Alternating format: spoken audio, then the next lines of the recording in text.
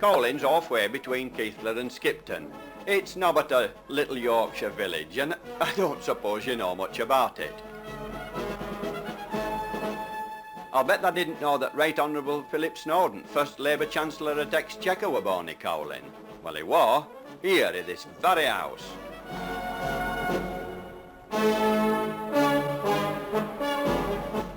Thou knows, his job were laking about with other folks' brass.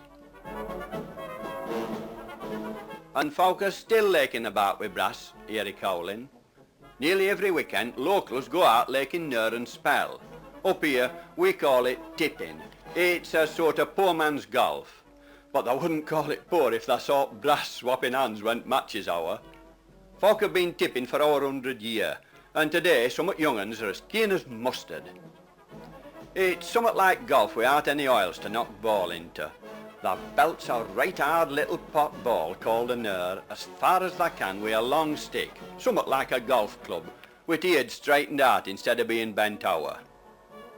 Tipper who hits it farthest is winner. But let's go back to the start. First of all, they draw for places, like they do in a fishing match.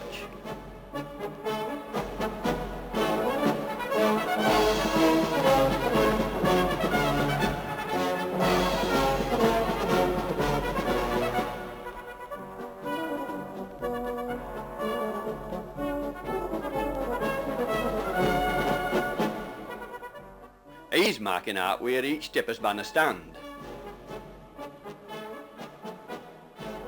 Then they fix this article up, one for each tipper. Some on 'em have a spirit level on crosspiece. And on the end of crosspiece a lump of bandings down with a loop at end to put Knur in.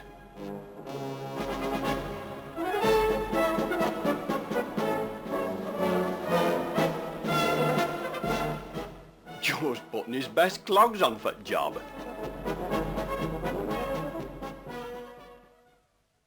If there's a wind blowing, they stop Knur for swinging about with a piece of thin weft fastened to the bottom of the loop and t'other end held down with a stone.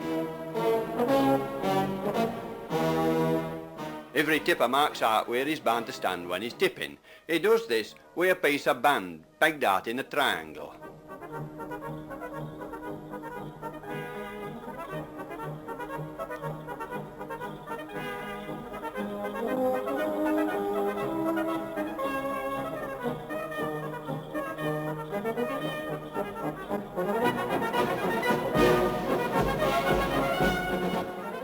Right foot hardly ever moves. That peg goes at back of his heel, and later on they'll see he puts 2 more pegs in at side, so he can always put that foot at same place every time he strikes. He's bashing ground to make it flat.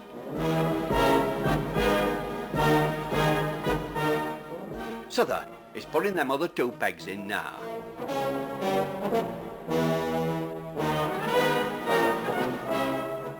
Some on 'em chuck a few little stones down to stop the sense through slipping when the belt ain't Knur. If it's wet, that's liable to slip, 'cause left foot steps forward when that's striking.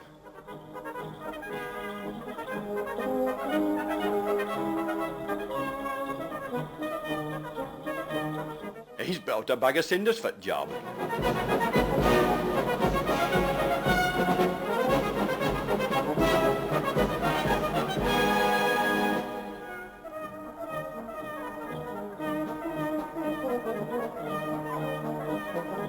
When there's drawn the Knur, they can always tell which is thine, because every Knur has a different number on it. If it's a decent match, there's sure to be a bookie there laying odds on every tipper.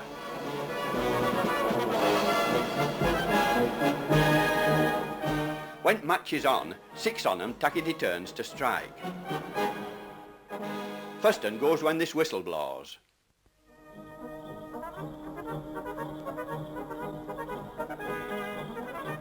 Then everybody watches where Knur's going.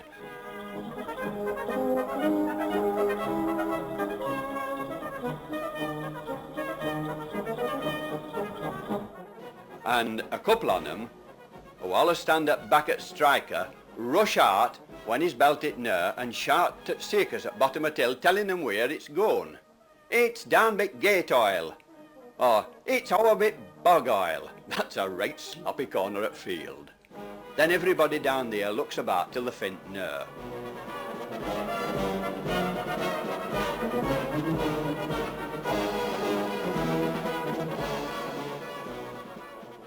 And when they fun it, they mark spot with tipper's number.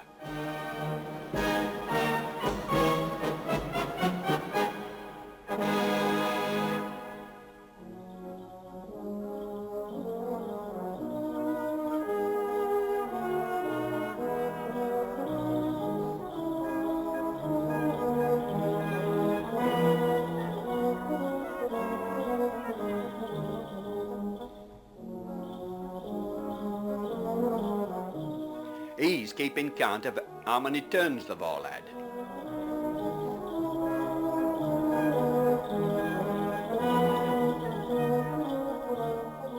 Best shots are when they hits Knur fair and square in middle at spell here.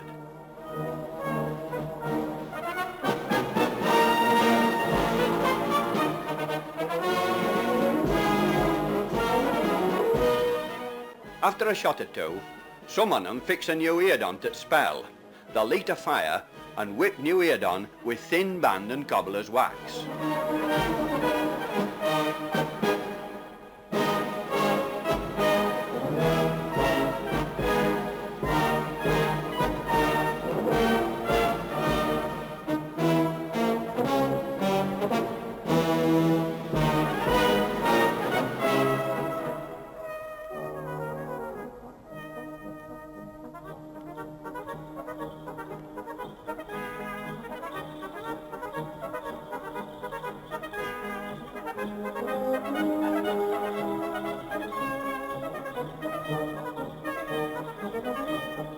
He's rubbing face with resin to stop Knur from slipping to one side when he hits it.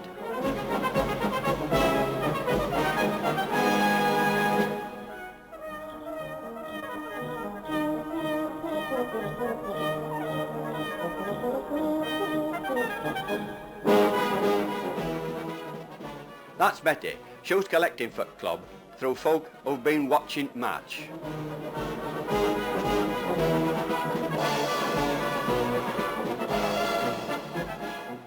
Aye, and through anybody else and all, if you can cop 'em.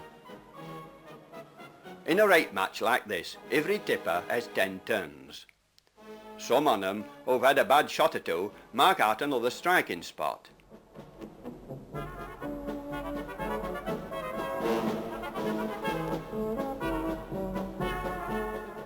There's Betty there counting up.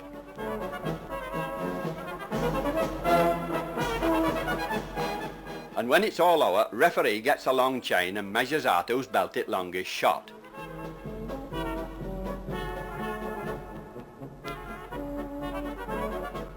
That fella at far end with white flag stands by each Knur so that ref measures in a straight line. They measure last yard or two with a tape measure. Local bookie always makes a bit of wage out of this job for his son. And when they've all been paid out, everybody goes round to the pub to have a pint or two and talk it all over.